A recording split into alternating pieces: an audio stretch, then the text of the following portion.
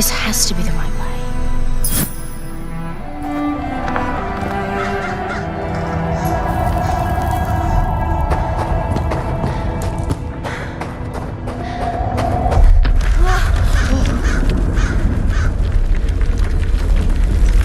Before we continue, let's stop a moment and take a look at some of the key features of this demo.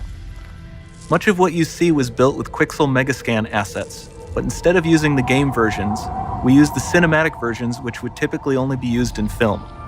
There are around 1 million triangles each, and thanks to virtual texturing, they all use 8K textures as well.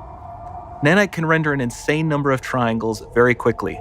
There are over 1 billion triangles of source geometry in each frame that Nanite crunches down losslessly to around 20 million drawn triangles. What does that many triangles look like? This isn't noise. These are the triangles, each a different color. Most are so small that they look like noise. Nanite achieves detail down to the pixel, which means triangles are often the size of pixels. This amount of geometric detail requires shadows to be pixel accurate as well, and Nanite can do that too. Speaking of lighting, all of the lighting in this demo is completely dynamic, with the power of Lumen that even includes multi-bounce global illumination. No light maps, no baking here. Without GI, all of that beautiful lighting is gone. With Lumen enabled, we can move the light and the bounce changes instantly. Okay, let's keep going.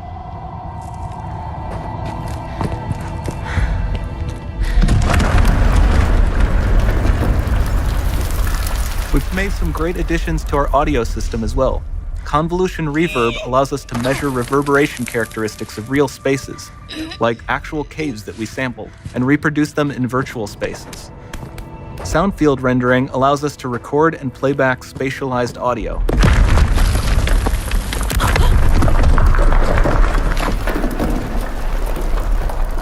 All of this adds up to a more immersive experience.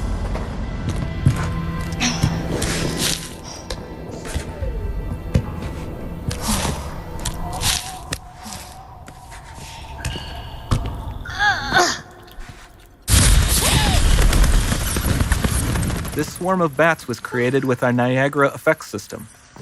Particles in Niagara can now talk to one another and understand their environment like never before.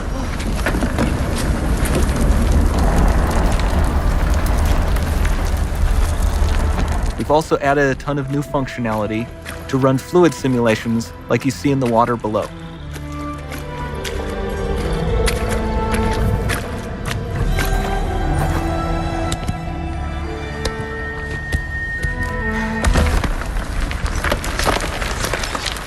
The demo runs on our chaos physics system.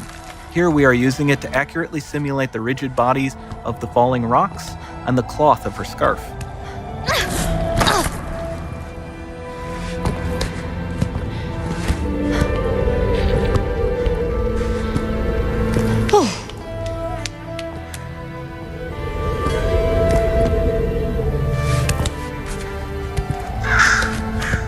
Now that the environment is so complex, we've needed to greatly improve our animation systems to adapt. We've added predictive foot placement and motion warping, which dynamically modifies IK and body position to look more natural. For the character to more realistically interact with the environment, we've added the ability to trigger seamless contextual animation events, like her hand on the door. Sounds promising.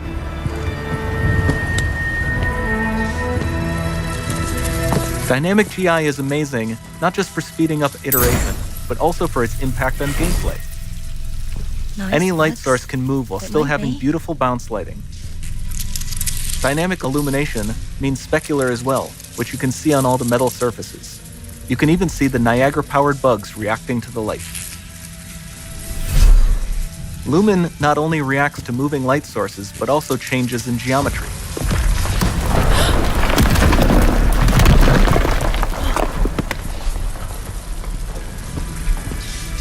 Remember we mentioned high poly assets?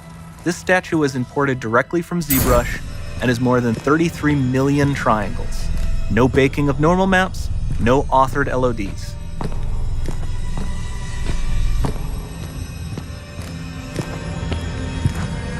And we can do more than a single statue. There are nearly 500 of that exact statue at the same detail level placed in this room for a total of over 16 billion triangles from statues alone.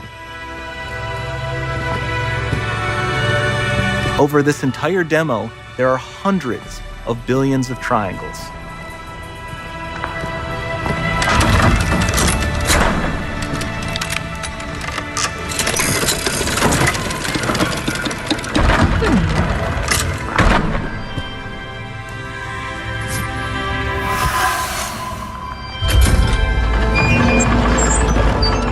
So with Nanite, you have limitless geometry, and with Lumen, you have fully dynamic lighting and global illumination, all running on a PlayStation 5.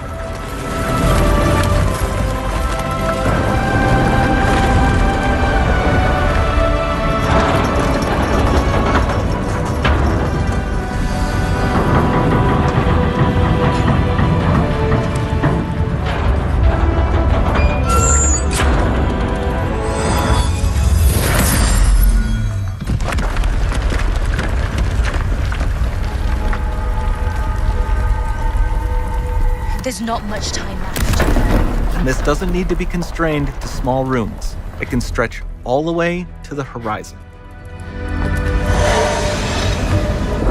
The portal, it's open.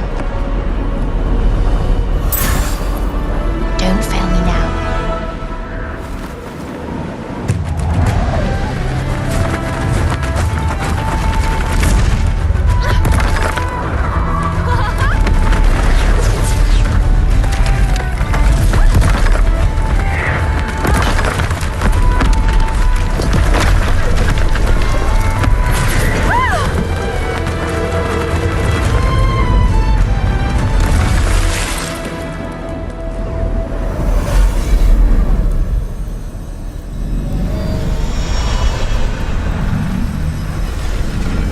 Time to see what's next.